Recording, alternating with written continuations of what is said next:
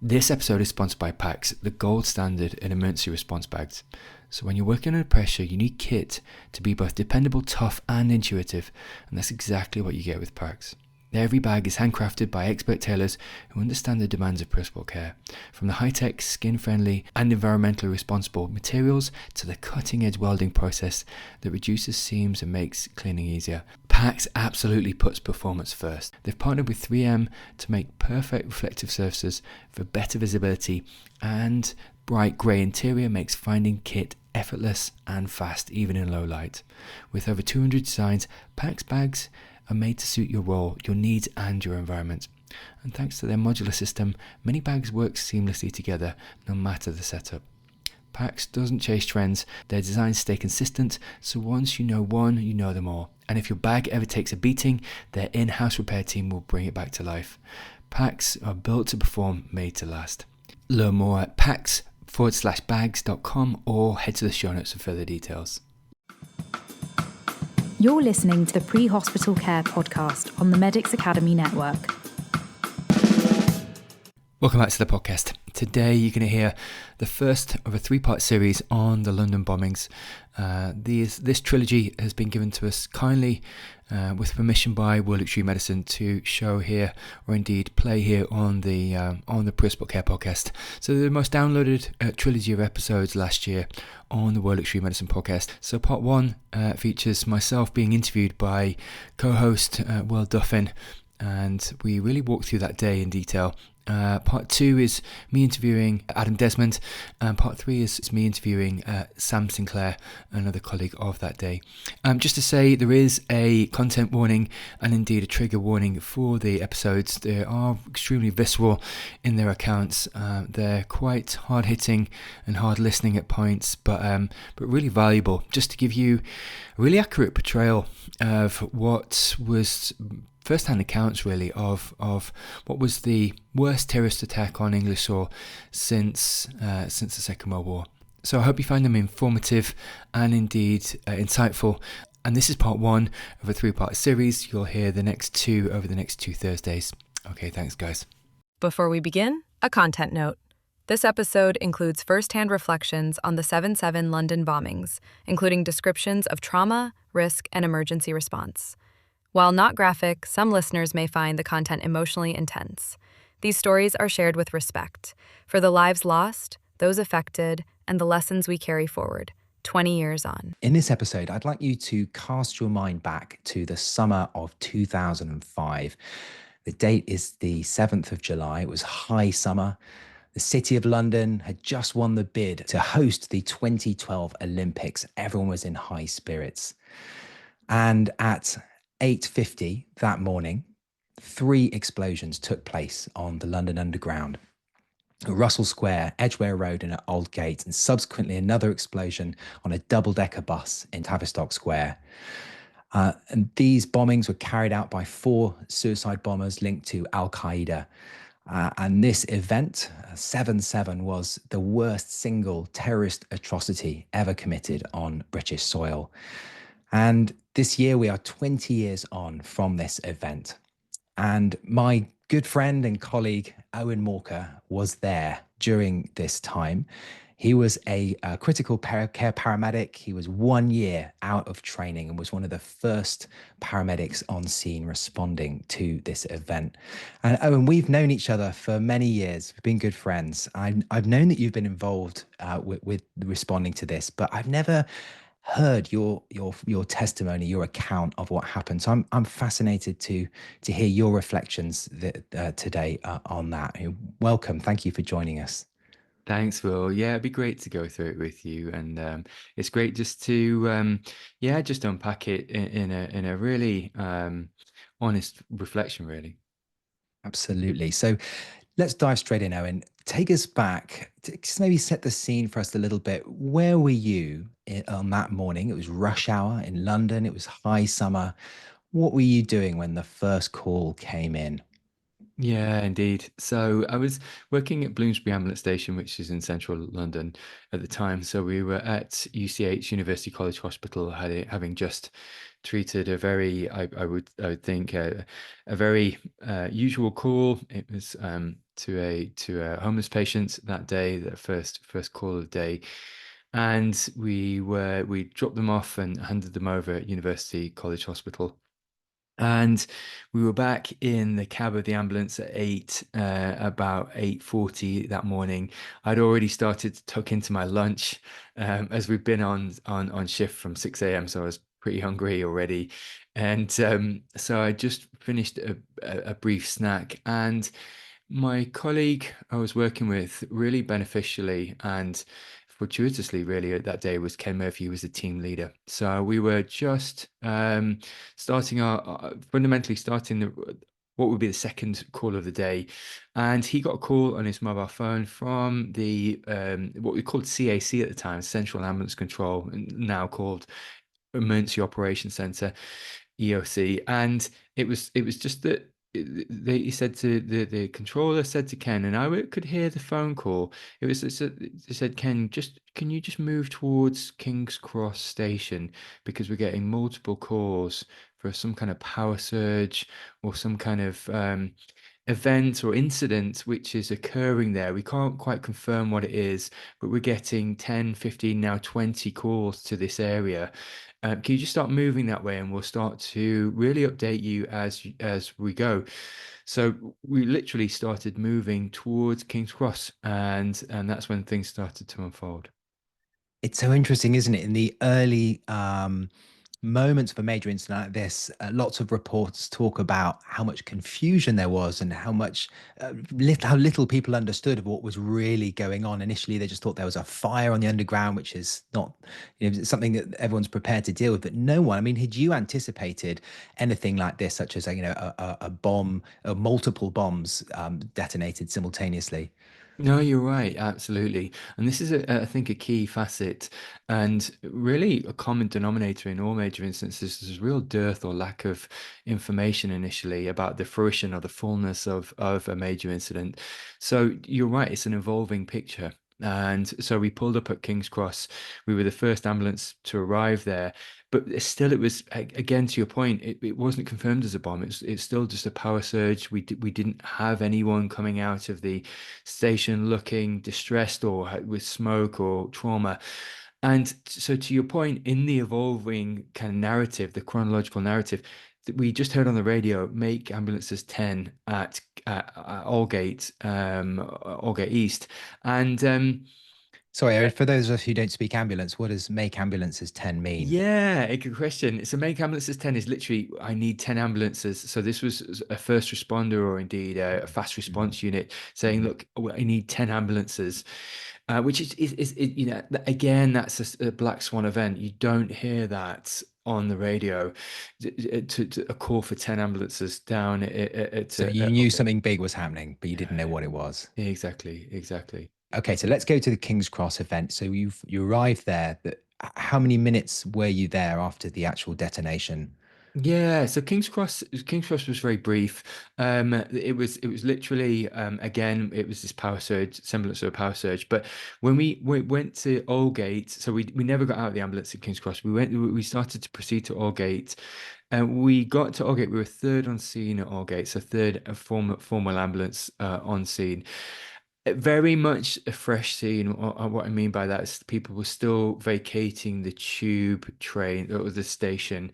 There was no formal organization really of a tripartite service, so there was no formal police, fire, ambulance sort of bronze meeting or formal plan. So I jumped out of the ambulance with Ken Murphy, who was a team leader at the time. I was a year post qualification at the time, so I was really taking my direction from him.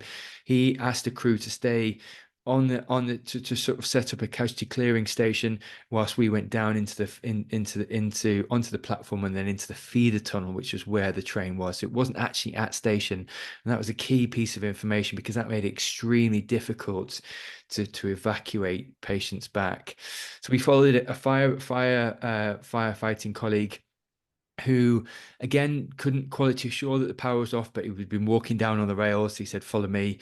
So we followed him.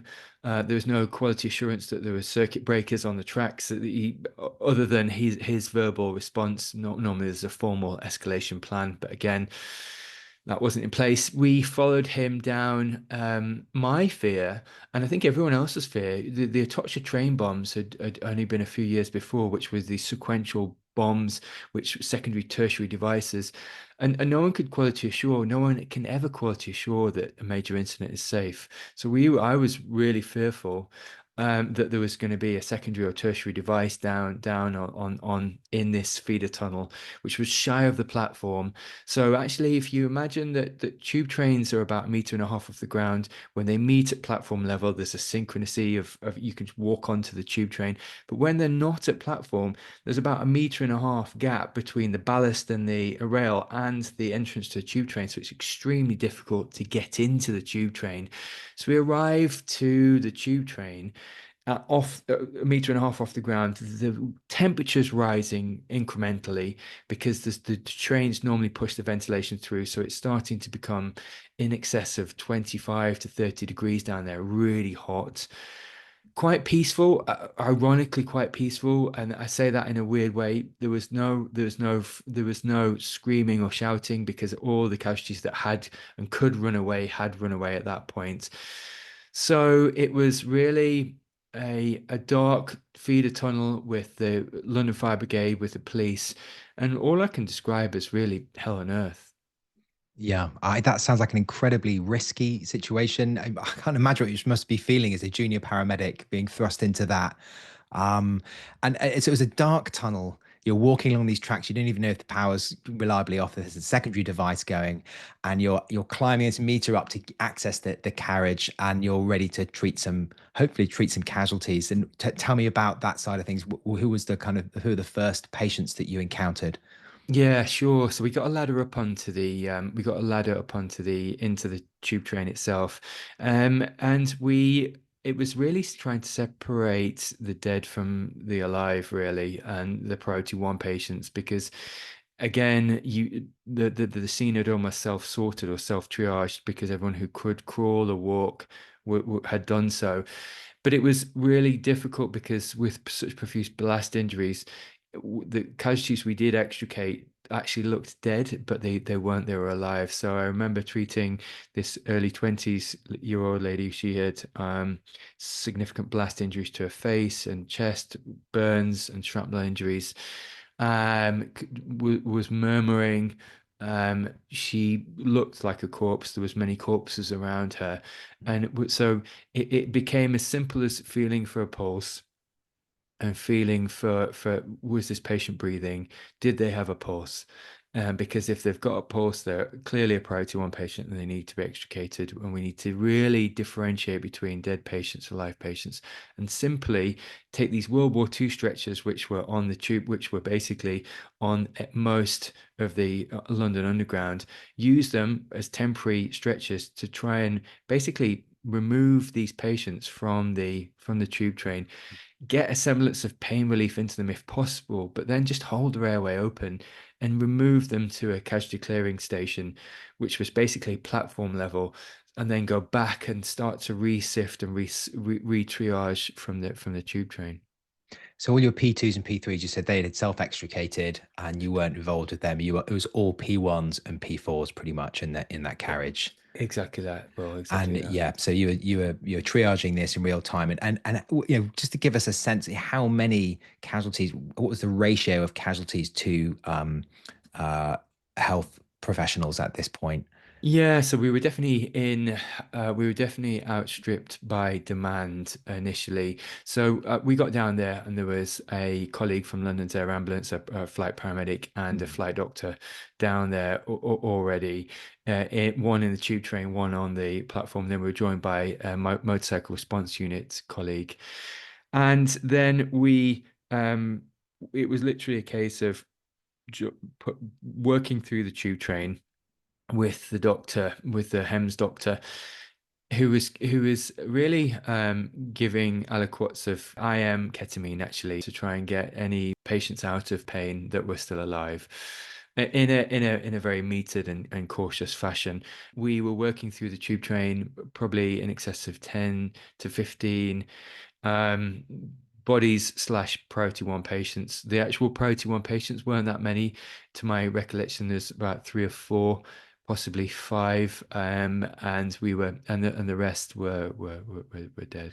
So key interventions, you mentioned you had to do some airway maneuvers, IM ketamine.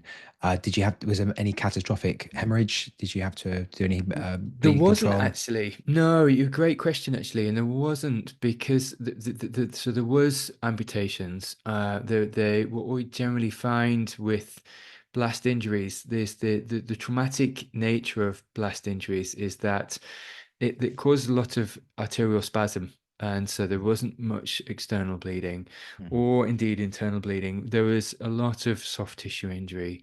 There was a Mhm. lot of pain. There was not really much verbal discourse or interaction. It was more just groaning, if I'm being really Yeah. honest. And you couldn't even discern people's names. So it was really hard to call them by name because they weren't awake enough to tell you their name. Yeah, I mean that sounds incredibly harrowing, Owen. What strikes me is just how little you were able to do, or you actually did on scene. Was it really a case of just doing the bare minimum and really just getting them out of that carriage to a place where they could be more definitively treated, getting onto the platform, and then further up to some kind of processing Yeah. place where they could get yeah more care. Yeah, it really was, Will. It really Yeah, was. Things become quite simple at that yeah, time, and I think with the amygdala hijack, sometimes it's an assault of your senses, but it's hot, it's dark. There's people groaning. There's devastation and death all around you. In a way, it is coming back to the basics of simple pain relief, airway management, bring people's open airways, see if they're triage, and then once their airways open, you fundamentally haven't got enough oxygen to go around in this kind of situation. But it's opening an airway, it's sending simple hemorrhage control if there was any, there wasn't any, and then it's just a logistical move from the carriage, which was challenging in itself, down to the rail level, the ballast and rail level, on these stretchers, and then from there to holding an airway open with fire service colleagues, helping to really remove these patients to, and then to hand them over, and then to go back into the tube, back down to sort of the feeder tunnel to extract the next patient, really, until you've cleared and clearly labeled and triaged the whole carriage. if for the majority of us who've never experienced a scene like that in our career, we always wonder, if I was there, how would I respond? And would the training that we've had, I've done PHTLS courses, that kind of thing, kind of planned and prepared for major incidents, but never experienced it. How did you feel? Did you feel that the training kicked in for you in that moment? How did you feel your kind of skills and aptitudes get stepped up in that moment? Yeah, it's a great question, actually. And I think this is a fundamental disconnect sometimes with training in reality, is whereby the human factors really kick in. So the peripheral loss of peripheral vision, the hearing loss, the time dilatation or time, the sense of disparate time. Really, so what it does is it really reduces your bandwidth and your ability to enact complex skills or complex maths or complex communication. Things have to be simple, and you have to act on that basis. I was speaking to a colleague just recently. It's akin to sort of drinking about half a bottle of vodka and then going into probably the worst incident of your life, because you feel disorientated. You feel like you're not fully in control of your mental faculties. There's an assault on all your senses.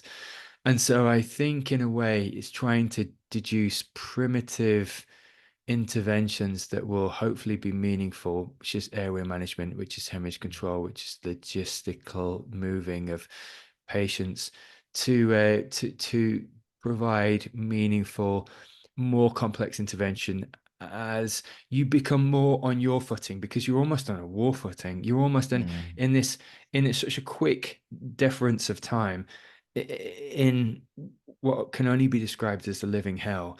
But Yeah. then once the environment changes, the lighting changes, the heat changes, the noise reduces, you start to do a full primary secondary survey, you get a semblance of the injury load, you have more kit, more equipment. This starts to flip into your domain, whereas very much initially you have to. And one thing I would say, Will, is if you were with me or if any of the colleagues were with me, it's you have to let go of your expectations of being, of doing high performance anything in a situation like that. It's about doing the basics well, and then getting a semblance of organization so that you can enable others. You can almost, if you're at the point of you are distilling order from chaos and starting to really start to realign and put structures in place, you have to understand the burden of human factors that actually going to take you out of a lot of your bandwidth, of a lot of your ability to communicate, but appreciation of that and understanding that things happen in dribs and drabs. They don't, not like formal training where you've got, you've got all three services there initially, all arrive at the same time. You've got well functioning bronze meetings, silver meetings, and otherwise everyone's wearing tabards from the start. That doesn't necessarily mimic reality. So you almost have to train far more in alignment with reality, which is that services will occur, will attend at different points. You can't necessarily mitigate other people's human factors, but you can hopefully certainly mitigate your own. Keeping simple communication going is absolutely vital. Trying to get someone to cross-check your work. One of the most powerful things I found, Will, is that actually getting someone else to do the triaging with you, so you can just go. If it was me and you, Will, I would go, right, dead or are they dead or alive? Can you feel a pulse? Because I can't feel. Yeah, yeah, Owen, I can. Yeah, okay, they're a priority. They're clearly a priority one, because you can almost feel your own heart rate when you can't necessarily feel theirs. And so, yeah, there is some semblance of breathing here. So just having someone just to share the carnage with and go, Will, what are you thinking? Because I'm thinking they might be alive. I Yeah. can't feel a I mean, pulse. Can that's, you? yeah, I mean, that's a really high stakes decision, isn't it? If you're going to label someone as P4, essentially, yeah, we're going to have to leave them. Compared to P1, we're going to give them life-saving interventions. I mean, that in the seconds that you have to make that call, to make that independently is quite a big decision. Yeah. I think having a colleague to run that through and sense check, and I think that's a really great way of doing that. Yeah, And yeah, I just want to talk. You've touched on this already, but the kind of team dynamics are quite fascinating here because I mean, as ambulance service, you're used to working in flash teams, tri-service, lots of different professionals who perhaps haven't worked on the same scene together. But this is quite a unique setting because I think it's very unusual in someone's career to experience something this harrowing and this intense. How do you feel? Because you knew Ken quite well, and you worked with him before, and he was your colleague, paramedic colleague. Is he kind of a mentor of sorts at that time? yeah. Indeed, But indeed. Yeah. yeah, but you didn't know. Obviously, you hadn't worked with many of the other colleagues down there. What was the mood amongst the team? Do you feel like those you talked about good quality communication? Do you feel like the dynamic was effective? How did everyone perform it from a team dynamic point of view in that carriage in those incredibly stressful moments? Yeah, and again, I'll come back to this really weird juxtaposition of, like you said, hell on earth, but it was actually quite peaceful because what we found was that all the screaming, all the priority one and priority two, sorry, priority three and priority two patients, all those that could have hobbled or could have been carried, or indeed could have walked, had already left, and so there was actually quite this. There wasn't much interagency communication, if I'm being honest. There was communication between us and the HEMS doctor and the HEMS paramedic, and so there's quite good internal service communication. I would say the fire brigade were really looking for direction, which was helpful for us because we just really needed the logistical help to get these patients out and to carry these patients out. So that was good. There was an actual sense of calm. Now, one of the things you have to, and I had to appreciate, is you have to hold risk. And this is a uniting theme across major incidents. Manchester was key as well. the Manchester bombings, is that you are never going to be able to quality assure whether there's a secondary device or not initially.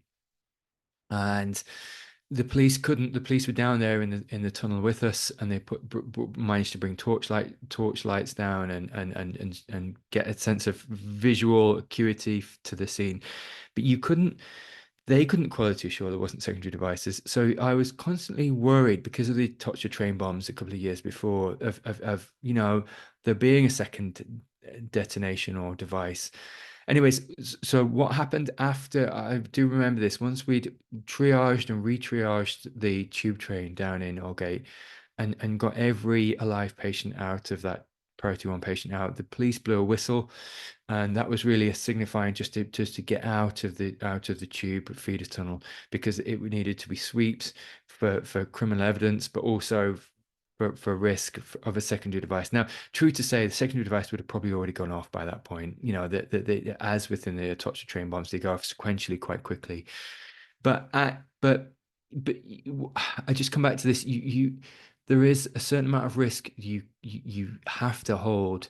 Now, training should prepare you for some of that, and we'll talk about the way training has evolved over time, but there is still a large unknown. You said this before around with the general theme about major incidents, there is an unfolding of information over time which you just can't grip, and you have to put aside your thirst for and your expectations for all the information.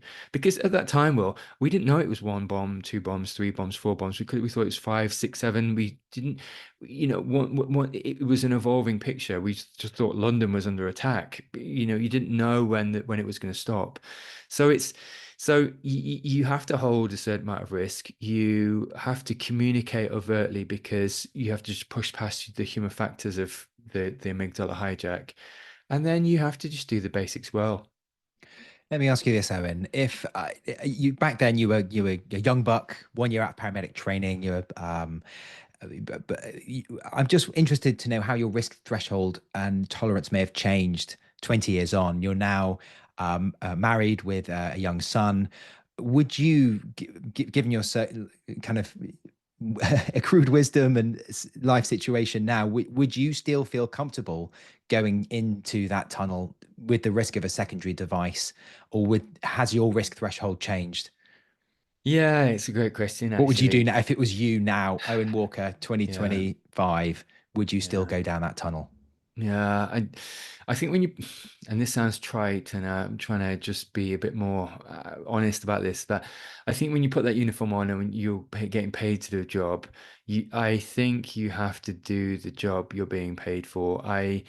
You're right. Your perception of risk changes, your self-reflection changes, and the cost changes, because you're bearing far more cost. Now, would I do it again? I don't think I could live with myself if I didn't go back and do that again. More so. And I also think that hopefully with the evolution of training, you feel, I wouldn't say completely, you're never completely prepared.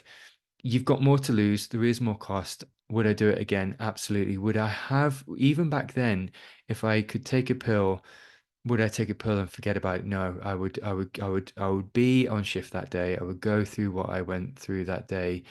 I would treat the same patients I did that day, because it did fundamentally change me as a person. In what way? Yeah, so it gave me a real, seeing human suffering on that scale is something different, actually. And I think it really allowed me more access into, how do I move? How do I process this? Do I process this? It allowed me to, so I had to get counseling. Well, I did get counseling on the back of that. I'm not sure I fully saw the utility, but I thought it's just good to talk about this. It helped me to see my own fallibility quite early on.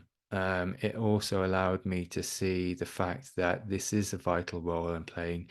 I want to get good at my role. I want to be better if this happens again. And of course, it did happen has happened on multiple occasions for colleagues in London.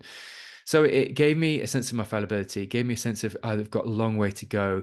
to even grasp what good looks like in training for something like this. And it also gave me a sense of my own finitude, actually. Yes, that's interesting, isn't it? How these events can be incredibly harrowing and stressful, but also crucible for personal growth. And it set you on a trajectory, didn't it, for your whole career? And it sparked a whole interest in trauma care, and teaching care on courses. And um, yeah, it's interesting how these are really formative moments, aren't they? They really are. They really are. And Yeah. I think you're right in the fact that you can learn. And I hate to say this because it's painful, right? It's painful to go through things like this, even as a clinician, let alone as a patient. But it's actually very instructive, and actually you can garner a lot of learning from self-reflection, from a debrief, from understanding, aligning yourself with people that are striving for the best. And you're right, it made me in a way, because it drove me towards London's Air Ambulance, which again galvanized a large part of my career, and actually drove me towards hopefully a mindset which was sought out excellence. Yeah, absolutely. And you, just to bring back to one thing you touched on, you talked about counselling in the wake of this, and I think it's something for all first responders who are dealing with these kind of events, have to think about how they process and unpack those events and make sense of things in their head, and safeguard their own mental well-being. What other steps did you take to help you process, and what advice would you have for other responders that are dealing with similar types of scenarios? Yeah, indeed. I would say you have to process it. So you either process it or it processes you. So you either engage with it or it will certainly engage you. And I would say that it's good to talk, and it's good to understand that actually there's probably areas especially when it's a major incident, of reframing that need to occur, and that's actually getting others to help reframe that is probably quite powerful and necessary.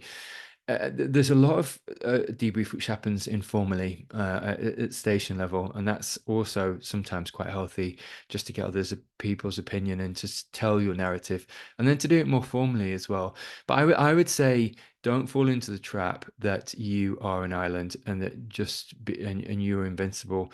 Often and interestingly, it's the aggregation of incidents that can catch you out. Sometimes it's the seminal moments like 7/7.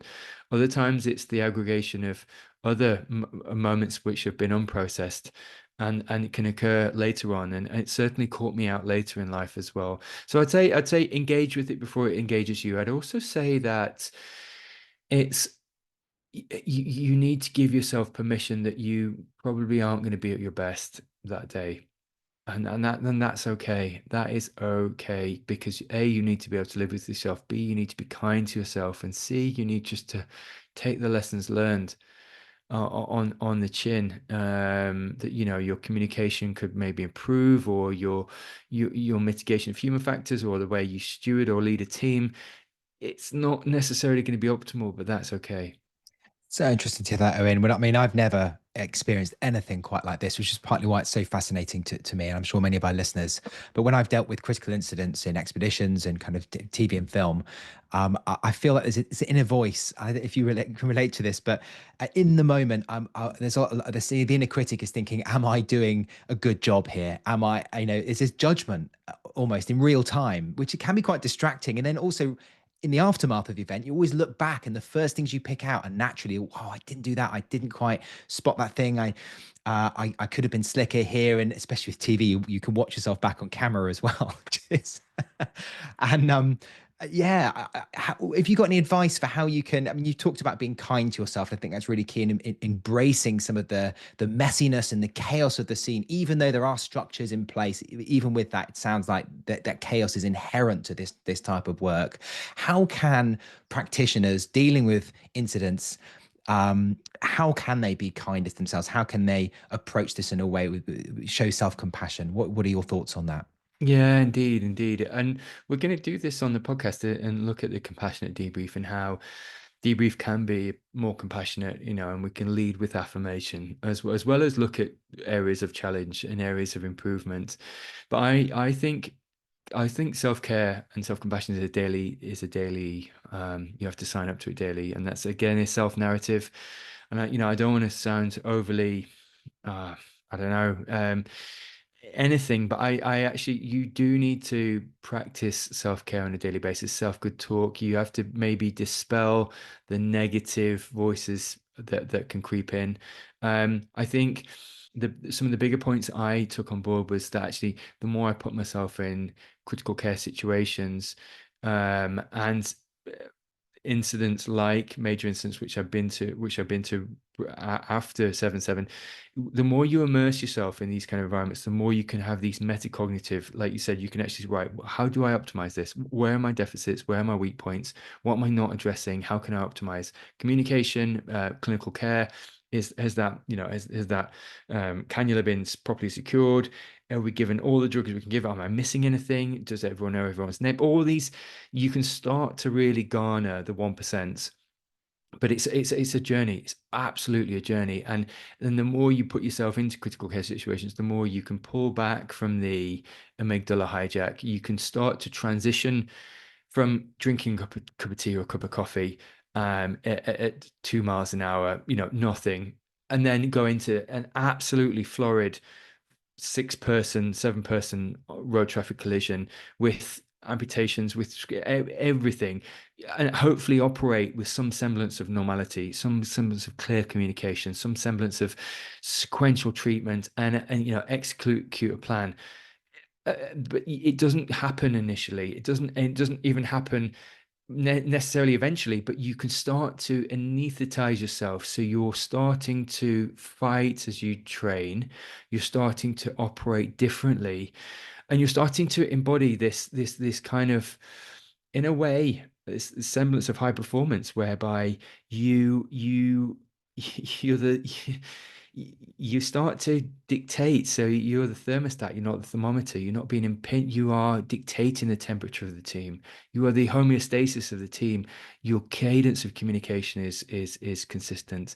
You're starting to get read receipts. You're starting to understand the gaps. You're starting to enable the active listening, which maybe will have dropped off before. You're starting to enable peripheral vision. So things what are we missing? Am I missing anything? You start to take stock, this metacognitive, it's optimization in the moment. But again, it's a journey. And again, you've got to give you permit. So even when it goes well, there's still things you can learn. I know they say metacognition is thinking about thinking, isn't it? It's this kind of higher level, almost philosophical thought, looking back at your thought processes, and it's tied in with what you're embodying here, Owen, which is this journey. It's not a destination; it's a journey of self improvement, but built around reflective practice in a compassionate way. And it's interesting you talk about. I mean, I had this kind of vision of how I would like to. I kind of visualize how I would like to be faced with something like you've dealt with there. I mean, I work in an emergency department, nothing like the level of acuity of a tube train in the aftermath of the bombing. But what I'm trying to do, and perhaps you can help me with this, is I'm trying to there's kind of outer chaos. There's all kinds of pieces moving around you, and voices and communications, and I'm trying to kind of process all of that, but at the same time um kind of nurture this degree of detachment from it as well, have this place of almost inner calm, where I'm kind of anchoring. I do a bit of meditation on the side, and I find that's very helpful. I try and anchor around my breath as much as possible, and try and slow the pace down internally. Is that something that you've tried to do, just to create a bit of space, of a thinking space for yourself? It is, well, it is, and I think it centers around, the acronym STEP UP, self, team, environment, patient. Actually, the patient is the fourth thing on that list. So, are you well fed? Have you had something to drink?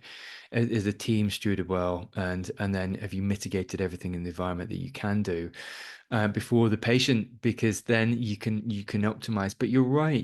Even before that, part of the self is around being centered. And, one of the biggest issues really is if you don't address the human factors, which really the locus of this human factors is in your brain. And if you can't re-engage your dorsolateral prefrontal cortex, if you can't engage your cognitive brain, it's really hard to enact anything else. So it's partly staying centered, it's partly staying present. But you're right, it's trying to transition in a way that you can bring your best throughout a 12-hour shift or a major incident like 7/7, and how you do that, and how you do that compassionately, so you're not Mm. so disengaged that Yes, you're yes. almost an island away Yeah, from what's happening. absolutely. But do you think just taking a moment to center yourself or having some techniques that enable you to do that is a way of avoiding the amygdala hijack that you referenced? Yeah, that fight or flight, yeah, that kind of very emotional response whereby you just feel totally overwhelmed by the situation. Is that a way to combat that, do you think? It is. It absolutely is. And I think, we talk about this 10 for 10, take 10 seconds for the next 10 minutes. And I was interviewing people for the World Extreme Medicine podcast, interviewing Jason Fox. He came into land in Afghanistan. The plane nearly crashed. The Hercules nearly crashed, but managed to land. He's getting out of the plane with active gunfire. And the first thing he had to do was just breathe. Just breathe, put together just a self plan, a plan for self, because he couldn't communicate. He was too loud to communicate with any of the other colleagues, but just taking stock. And it was the same in 7/7. It's just actually breathe, understand what the next 5-10 minutes might look like, understand what the next minute might look like, understand that actually this is so challenging and affronting to me. Will, you're coming with me. We're going to both get into that tube train. I did it with Ken Murphy. We both got into the tube train, and we just started to work through the patients and triage and together, just because I it was so visceral. It was such an affront. It was actually just really helpful just to quickly, methodically bounce ideas off and then work through. So it is giving yourself a moment just to take stock, and then understanding that there's some things you're going to need to do together, some things you can do on your own. But you have to your point, you have to create that gap, so that you can actually just bring a far more centered version of yourself to the chaos. Yeah, gap between stimulus and response. That's what some people refer to, isn't it? Yeah, creating that space there.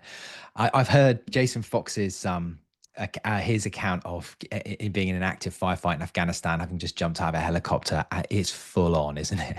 It's unbelievable what Yeah. situations people have been in. But like you say, that transferable lesson that's universal across all these high performing individuals in those very harrowing, intense, high stress environments. That is a universal theme, isn't it? That's that process of centering, and so that you can then bring your best into that moment. Absolutely.